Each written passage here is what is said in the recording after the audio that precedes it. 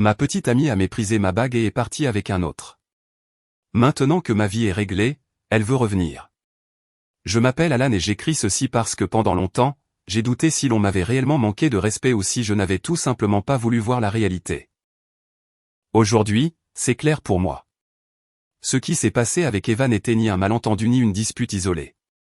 Ce fut le moment exact où j'ai compris que pour elle, je n'avais jamais été suffisant, même si pendant des années elle m'avait juré le contraire.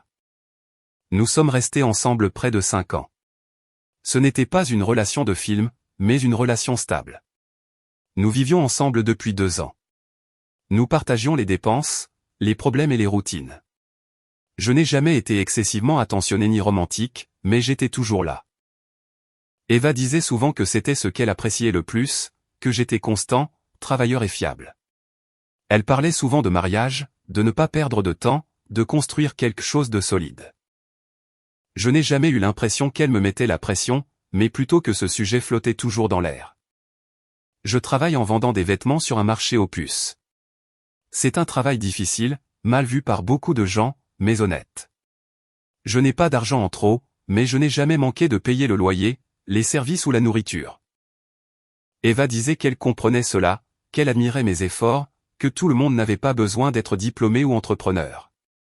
Je la croyais parce que quand on fait confiance à quelqu'un, on ne s'attend pas à ce qu'il vous mente sur quelque chose d'aussi fondamental.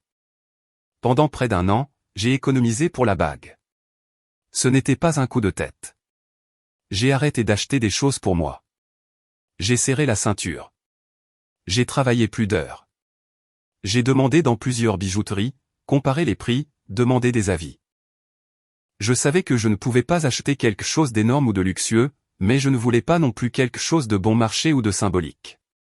J'ai choisi une bague simple en or blanc avec une petite pierre, mais authentique. Pour moi, elle représentait des mois de travail et une décision sérieuse. La demande a eu lieu à la maison. Il n'y avait pas d'argent pour des restaurants chers ou des voyages. J'ai cuisiné, nettoyé, mis de la musique douce. Je lui ai parlé clairement. Je lui ai dit que je ne lui promettais pas une vie de luxe, mais la stabilité, le respect et l'envie d'avancer ensemble. Quand j'ai sorti la bague, elle est restée silencieuse quelques secondes. Puis elle a souri, a pleuré et a dit oui.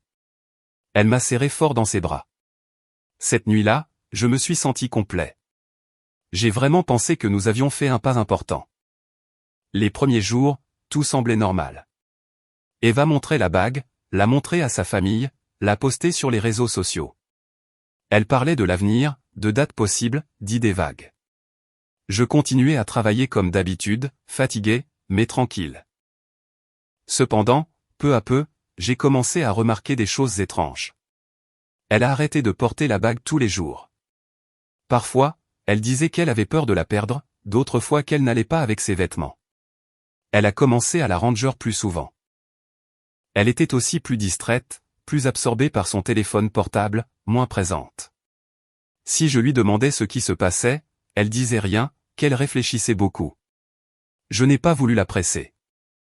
2 semaines après la demande, un soir pendant que nous dînions, elle m'a dit « Nous devons parler ». Son ton n'était ni nerveux ni triste, il était sérieux, froid.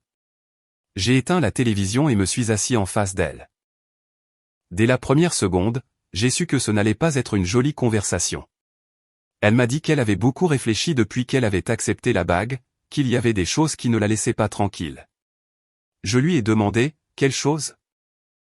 Elle a soupiré et m'a dit quelque chose que j'ai encore du mal à croire, j'ai l'impression d'avoir accepté par émotion, pas parce que c'était la bonne chose à faire. Cela m'a déjà fait mal. Je lui ai demandé ce qu'elle voulait dire. Alors elle a tout déballé comme si elle l'avait répété.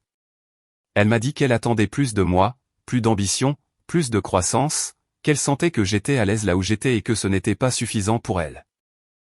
Je lui ai rappelé que j'avais toujours travaillé, que je n'étais jamais resté les bras croisés. Elle m'a répondu que travailler n'était pas la même chose que progresser. Puis elle a regardé la bague, l'a prise sur la table et l'a fait tourner entre ses doigts. Et à propos de la bague, elle a dit, la vérité, Alan, elle est très bon marché. J'ai eu l'impression d'avoir reçu un coup sec dans la poitrine. Je lui ai demandé ce qu'elle voulait dire par là. Elle m'a répondu sans embâche, je l'ai apportée chez un bijoutier. Là, je suis resté glacé. Je lui ai demandé pourquoi elle avait fait ça. Elle m'a dit qu'elle voulait savoir ce qu'elle portait, que le bijoutier lui avait expliqué la qualité, la taille de la pierre, la valeur réelle, et que quand il le lui avait dit, elle avait eu honte. Honte? C'est le mot qu'elle a utilisé. Elle a dit qu'elle avait honte que les gens la voient avec cette bague, que ce n'était pas quelque chose qu'elle pouvait montrer, que cela ne reflétait pas un engagement sérieux, que ses amis avaient de bien meilleures bagues, qu'elle ne voulait pas se sentir inférieure. J'ai essayé de garder mon calme. Je lui ai dit que cette bague était le mieux que je pouvais lui offrir à ce moment-là, que ce n'était pas une fausse, que ce n'était pas un jeu. Elle m'a répondu, « Je ne doute pas que pour toi, ce soit beaucoup, mais pour moi, ce n'est pas suffisant. » Après, elle m'a attaqué directement, mon travail. Elle a dit qu'elle était gênée quand les gens demandaient ce que je faisais, qu'elle ne savait pas comment dire que je vendais des vêtements sur un marché sans se sentir jugée, qu'elle avait l'impression de reculer au lieu d'avancer. C'est ce qui m'a le plus blessé. Pas la bague, pas l'argent, mais de réaliser que pendant des années, elle m'avait regardé de haut. Je lui ai demandé depuis quand elle pensait ainsi. Elle m'a dit que toujours, mais qu'elle avait essayé de l'ignorer, qu'elle avait cru pouvoir s'habituer, qu'accepter la bague était son erreur. Elle n'a pas parlé d'amour, elle n'a pas parlé de ce que nous avions vécu, elle a parlé de statut, d'image, d'attente. Elle m'a dit qu'elle ne voulait pas se marier dans ces conditions et qu'elle avait besoin de temps pour réfléchir si elle voulait continuer avec moi. Cette nuit-là, nous avons dormi dans le même lit, mais comme des étrangers. Je n'ai pas fermé l'œil. Je me sentais en colère, humilié, surtout, déçu, non pas parce qu'elle me rejetait, mais par la manière. Le lendemain matin, la bague était sur la table. Eva ne la portait plus. Elle n'a rien dit. Moi non plus. Le lendemain, je me suis réveillé avec une sensation étrange dans le corps. Eva était dans la cuisine quand je me suis levé, comme si rien ne s'était passé. Elle m'a salué normalement. Elle m'a demandé si je voulais du café. Cette normalité a fini de me convaincre que quelque chose n'allait vraiment pas. Je ne pouvais pas arrêter de penser à ce qu'elle avait dit la veille, à la façon dont elle avait parlé de moi, de mon travail, de la bague, à la façon dont elle m'avait réduit à des chiffres, des comparaisons et de la honte. Je suis parti travailler la tête en désordre. Je servais les clients automatiquement, je souriais par inertie, mais à l'intérieur, je ne cessais de ressasser une seule idée, nous ne devions pas rester ensemble. Pendant toute la journée, j'ai réfléchi à ce que je devais faire. Une partie de moi voulait la confronter à nouveau, exiger des explications, demander du respect. Une autre partie voulait simplement partir sans rien dire. Il y a aussi eu un moment, je l'admets, où j'ai pensé essayer de réparer les choses. J'ai pensé promettre que j'allais chercher un autre travail, que j'allais gagner plus, que j'allais m'améliorer. Mais cette idée m'a dégoûté, non pas parce que je ne voulais pas grandir, mais parce que je ne voulais pas le faire à partir de l'humiliation.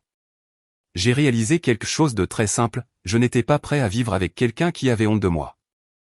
Pendant que je pliais des vêtements, que j'encaissais, que j'arrangeais la marchandise, je répétais dans ma tête la même phrase, c'est fini. Je ne savais pas comment j'allais le faire ni quel mot utiliser, mais il était clair pour moi que je ne pouvais pas continuer à faire semblant que rien ne s'était passé. Je suis parti plus tard que d'habitude. J'ai marché lentement pour rentrer chez moi. Je me préparais mentalement à ce que j'allais lui dire. Je n'allais pas lui crier dessus ni l'insulter, j'allais juste être direct. Je pensais lui dire que nous ne pouvions pas continuer ensemble, que nous voulions des choses différentes, que je méritais le respect. Quand je suis arrivé à l'immeuble, quelque chose m'a semblé bizarre dès le début. La porte était fermée, mais l'endroit semblait différent, comme vide. Je suis monté les escaliers avec une gêne que je n'ai pas su expliquer. J'ai ouvert la porte de l'appartement et la première chose que j'ai remarquée fut le silence. Un silence lourd, définitif. Je suis entré et j'ai vu que plusieurs affaires d'Eva n'étaient plus là. Sa valise n'était pas dans le placard. Il manquait quelques chaussures, son parfum, son ordinateur portable. Mon cœur s'est accéléré. J'ai parcouru l'appartement en vérifiant pièce par pièce, comme si j'espérais encore la voir sortir de la salle de bain ou de la chambre. Elle n'était pas là.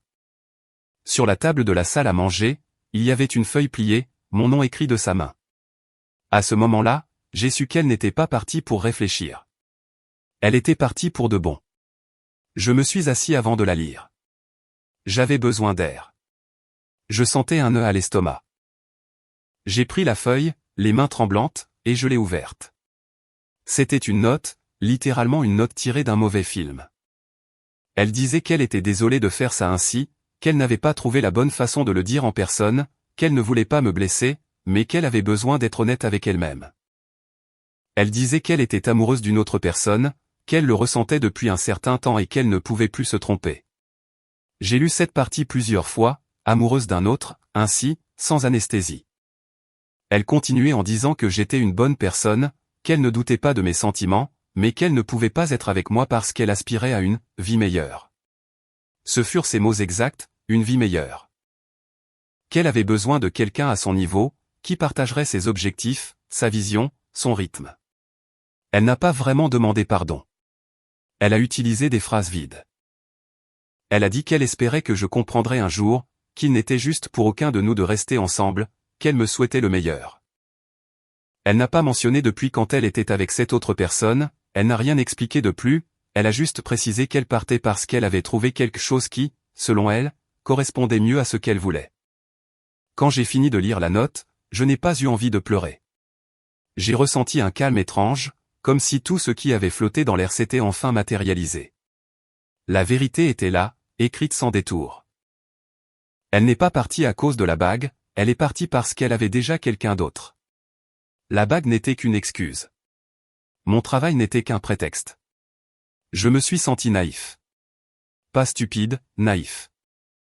Je me suis souvenu de chaque fois qu'elle restait plus longtemps sur son téléphone, de chaque fois qu'elle sortait avec des amis. Chaque commentaire subtil sur l'argent, sur le statut.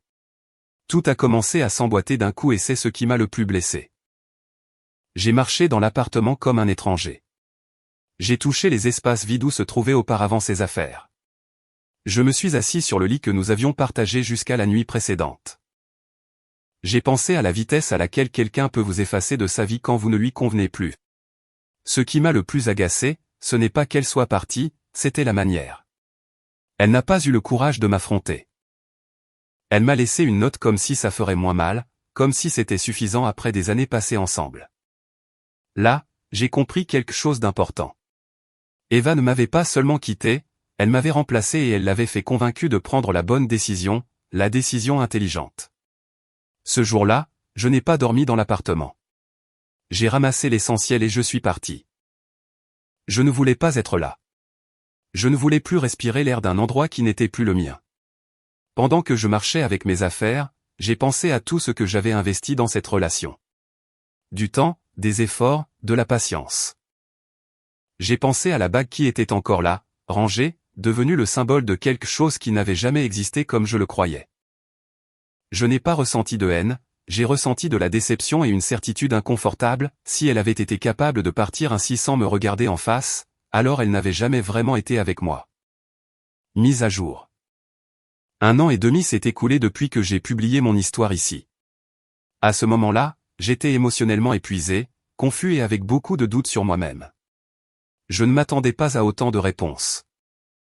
Je ne m'attendais pas à ce que des inconnus prennent le temps de lire, de commenter et de me dire des choses qui, bien que dures, étaient nécessaires. C'est pourquoi je commence cette mise à jour en remerciant pour le soutien. Lire des personnes me disant de ne pas me déprécier, de ne pas normaliser l'humiliation et que je méritais le respect a été une encre quand j'avais l'impression que tout s'était effondré. Quand Eva est partie, ma vie n'a pas pris un tournant immédiat ni spectaculaire. Il n'y a pas eu de miracle ni de scènes épiques. La seule chose que j'ai faite, c'est de continuer à travailler. Je devais le faire. La douleur ne paie pas les factures et la tristesse ne remplit pas le réfrigérateur. Je me levais tôt, montais mon stand et partais au marché aux puces comme toujours. Les premiers mois, j'ai travaillé en automatique, la tête ailleurs, mais petit à petit, j'ai commencé à remarquer quelque chose. Sans m'en rendre compte, j'étais plus concentré, je prenais de meilleures décisions et je me trompais moins. Pendant un certain temps, tout est resté stable jusqu'à ce qu'une mauvaise passe arrive. Les ventes ont fortement baissé. Beaucoup de vêtements sont restés invendus. Semaine après semaine, je voyais la marchandise s'accumuler. Pour quelqu'un qui vit au jour le jour, c'est un signal d'alarme. Je ne pouvais pas continuer à acheter sans vendre. Je ne pouvais pas attendre que ça aille mieux. C'est là que j'ai pris une décision qui, au début, a été dictée par le désespoir, vendre en gros. J'ai baissé les prix, préparé de gros lots et les ai offerts en entier.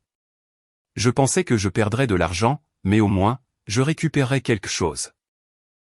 Ce à quoi je ne m'attendais pas, c'est que ceux qui ont commencé à m'acheter n'étaient pas des clients finaux, mais d'autres vendeurs. Des vendeurs de marchés plus petits, de quartiers éloignés, d'autres marchés aux puces. Des gens qui n'avaient pas un accès direct aux grands fournisseurs. Ils m'achetaient des cartons entiers, me demandaient de leur préparer des lots, me demandaient si je pouvais leur en procurer davantage. À ce moment-là, j'ai compris quelque chose que je n'avais jamais envisagé, je ne vendais pas seulement des vêtements, j'approvisionnais d'autres personnes. J'ai commencé à le faire de manière plus organisée. J'ai acheté plus de marchandises, j'ai préparé des paquets par taille, par type, par saison.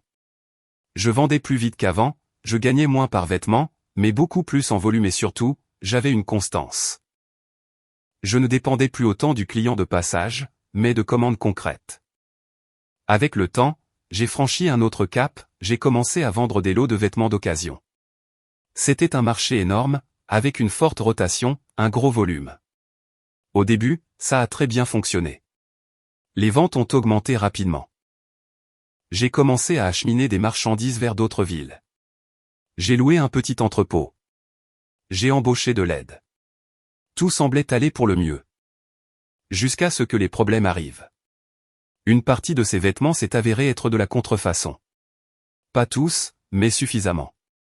Je ne le savais pas au début, ou pour être honnête, je n'ai pas voulu le voir. Jusqu'à ce que les contrôles, les amendes, les convocations, les avis fiscaux arrivent, des coûts auxquels je n'étais pas préparé. J'ai été mis à l'amende. J'ai dû payer des sommes qui m'ont laissé au bord de l'effondrement. Il y a eu des semaines où j'ai sérieusement pensé que tout allait s'écrouler. Je me souviens d'une nuit spécifique où j'étais assis dans l'entrepôt, seul, entouré de cartons, pensant que j'étais arrivé au bout de mes forces. J'ai pensé que j'avais trop risqué, que peut-être Eva avait raison et que je n'étais pas fait pour quelque chose de plus grand. Pour la première fois depuis longtemps, j'ai douté de moi. Mais quelque chose d'inattendu s'est produit. Mes clients ont commencé à me chercher. Ils m'appelaient littéralement pour me demander si j'allais reprendre la vente, si c'était temporaire, s'ils pouvaient réserver des marchandises. Certains m'ont même proposé des avances. Là, j'ai compris quelque chose d'important, le commerce n'était pas seulement la marchandise, c'était la relation, la confiance que j'avais bâtie. J'ai décidé de bien faire les choses ou de ne plus les faire. J'ai demandé conseil, payé des comptables, tout régularisé, obtenu des permis, laissé derrière moi le marché gris, cherché des marques, des distributeurs officiels, des processus légaux. Ce fut cher, lent et compliqué, mais je l'ai fait. J'ai obtenu des licences, signé des contrats et finalement, j'ai accompli quelque chose que je n'aurais jamais imaginé, devenir un distributeur agréé de marques de sport. Nike, Adidas et d'autres. Je suis passé de la vente de lots d'occasion à la distribution de marchandises originales, légales, certifiées. La marge était différente, mais la stabilité aussi. La croissance a été plus lente, mais solide. Mon entreprise a cessé d'être improvisée et est devenue formelle, avec une structure, des employés, une facturation réelle.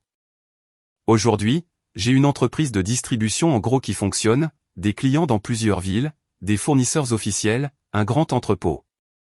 Je peux dire, sans exagérer, que ma vie est réglée en termes de travail et de stabilité. Non pas parce que je suis riche, mais parce que j'ai le contrôle, parce que je sais d'où vient l'argent et où il va. J'ai pu m'acheter ma maison, une bonne voiture. J'ai pu offrir la tranquillité à ma famille et, pour la première fois, m'offrir à moi-même la tranquillité que je n'avais jamais eue. Je n'écris pas cela pour me vanter. Je l'écris parce que pendant des années, quelqu'un m'a fait sentir que je n'étais pas suffisant, que mon travail ne valait rien, que mes efforts étaient insignifiants, et il s'avère que j'avais juste besoin d'arrêter de porter quelqu'un qui n'a jamais cru en moi. Et puis Eva est revenue. Eva est apparue un mardi quelconque en milieu de matinée. Ce n'était pas un jour spécial ni une date symbolique. J'étais en train de vérifier une grosse commande avec 2 de mes employés, regardant les tailles et les quantités, lorsque la porte du distributeur s'est ouverte. Au début, je n'ai pas levé les yeux. J'ai entendu des pas que je ne reconnaissais pas et une voix qui a prononcé mon nom avec une assurance qui m'a mis mal à l'aise. Quand je l'ai regardé, il m'a fallu une seconde pour comprendre. Eva était là, debout devant moi, observant l'endroit comme si elle l'évaluait. Elle regardait les étagères, les cartons avec des logos de marque, le mouvement de l'entrepôt. Elle n'a pas souri. Elle n'avait pas l'air nerveuse non plus. Elle semblait surprise, mais pas de me voir, mais de voir jusqu'où j'étais arrivé. Elle m'a demandé à me parler seule. Je lui ai dit que ce n'était pas possible, que j'étais en train de travailler, elle a insisté. Je lui ai demandé d'être directe. Alors, sans baisser la voix, elle a dit qu'elle était venue pour arranger les choses entre nous, qu'elle avait beaucoup pensé au passé, qu'elle s'était trompée, qu'elle comprenait maintenant que j'avais toujours eu du potentiel, mais qu'il me fallait un coup de pouce. Cette phrase a suffi à m'agacer. Je lui ai dit calmement qu'il n'y avait rien à arranger, que notre histoire était terminée depuis plus d'1 an et demi, que ma vie n'incluait plus ce chapitre. J'ai cru que cela suffirait. Je me suis trompé. Son expression a changé. Elle s'est tendue. Elle m'a dit de ne pas être ingrat, que c'était grâce à elle si j'étais là où j'étais, que si elle ne m'avait pas quitté, je serais toujours stagnant, sans ambition, sans direction. Selon elle, son abandon avait été la meilleure chose qui pouvait m'arriver. C'est là qu'elle a commencé à attaquer. Elle m'a traité de médiocre. Elle a dit que je n'avais jamais brillé quand j'étais avec elle, que je me contentais de peu, qu'elle avait toujours dû me pousser à voir grand. Elle le disait sans pudeur devant mes employés, comme si elle donnait une leçon. Puis elle est allée plus loin.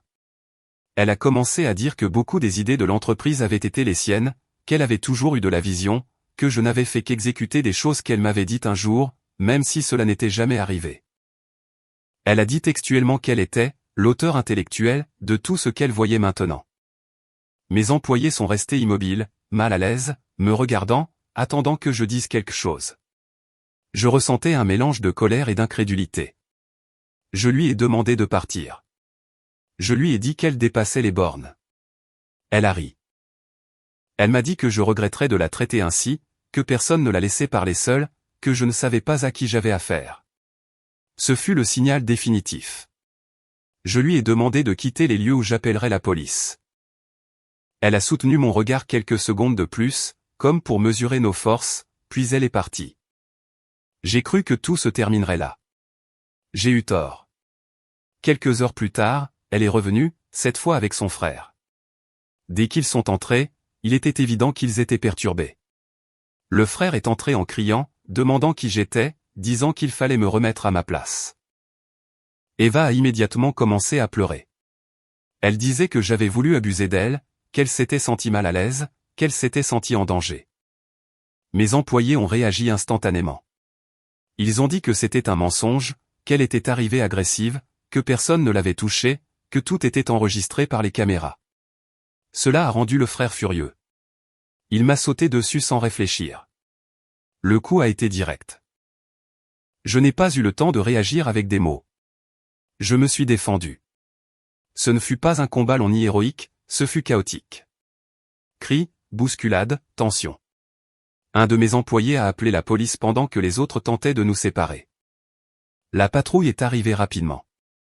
Les officiers nous ont séparés, ont examiné les caméras, ont écouté tout le monde. L'histoire d'Eva a commencé à s'effondrer d'elle-même. Les enregistrements montraient exactement le contraire de ce qu'elle disait. Les témoignages coïncidaient. Le frère a commencé à devenir nerveux quand on lui a demandé une pièce d'identité. C'est là que tout est sorti. Il avait des antécédents de vol et d'extorsion. Ce n'était pas son premier problème avec la loi. Quand il a réalisé qu'il allait être arrêté, il a tenté de s'enfuir. Il n'a pas pu. Ils l'ont menotté sur place. Il s'est avéré qu'il avait un mandat d'arrêt en suspens. La dernière fois, il s'était échappé. Eva est passée de la colère à la panique. Elle criait que tout était de ma faute, que j'avais tout provoqué, que je détruisais sa famille, mais il n'y avait plus de retour en arrière.